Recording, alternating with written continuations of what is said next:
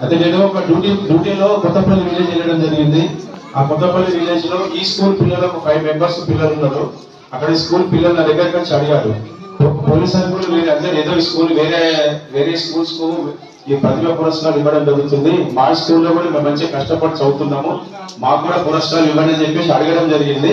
వాళ్ళకి అప్పుడు ఆ 5 మెంబర్స్ పిల్లలకు మాట ఇచ్చిన, మా పోలీస్ తరఫున ఖచ్చితంగా మీ స్కూల్కి వచ్చి ఒక 30 మందికి సెలెక్ట్ చేసి వాళ్ళందరికీ గోల్డ్ మెడల్స్ ఇస్తామని చెప్పేసి పిల్లలకు మాట ఇచ్చిన.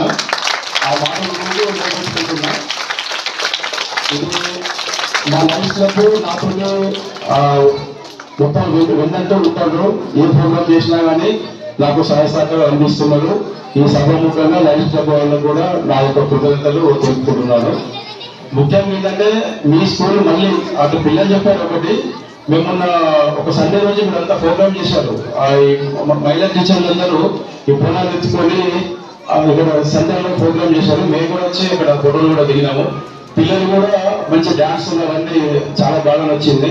అంటే మన పండుగలు అన్నింటినీ పిల్లలకు చెప్పడం అనేది చాలా ఇంపార్టెంట్. ఇప్పుడున్న ప్రజెంట్ పిల్లలకు కూడా ప్రతి పండుగ గురించి చెప్పాలని చెప్పేసి నా ఉద్దేశము. ఈ సబ్జెక్ట్ అనేది చెప్తూనే ఉంటారు. ఏ పండుగ ఇప్పుడు సంక్రాంతికి పతంగులు ఎగిరిస్తాం, దీపావళికి పటాకులు కాలుస్తాం, ఉగాదికి బూరెలు తింటాం. అంటే ఏ పండుగకు ఏమేమి పనులు చేస్తాం అనేది పిల్లలకు చెప్తే బాగుంటుందని చెప్పేసి నా యొక్క ఉద్దేశము. ఈ ప్రోగ్రామ్స్ ఇంకా మనకు 10th వరకే ఉంది కదా సార్, 10th వరకే ఉంది. ఇప్పుడు ఏంటంటే 9th నుంచి 10th వెళ్తారు. 10th వెళ్ళే వాళ్ళకు ఒక 5 మెంబర్స్ పిల్లలకు ఎవరైతే ఎక్కువ మెరిట్ మార్కులు తీసుకొచ్చుకుంటారో వాళ్ళందరికీ ఒక గిఫ్ట్ ఇస్తాను. నేను క్యాష్ గిఫ్ట్ ఇస్తా. నెక్స్ట్ 5 మెంబర్స్ దినేష్ పటేల్ ఇస్తారు సార్. దినేష్ పటేల్ గారు మీరే నెక్స్ట్ క్యాష్ ఇవ్వాలి సార్. మంచి ఇంతకుముందు కూడా మనకు మెరిట్ పిల్లలకు 1000 రూపాయలు ఇచ్చింది.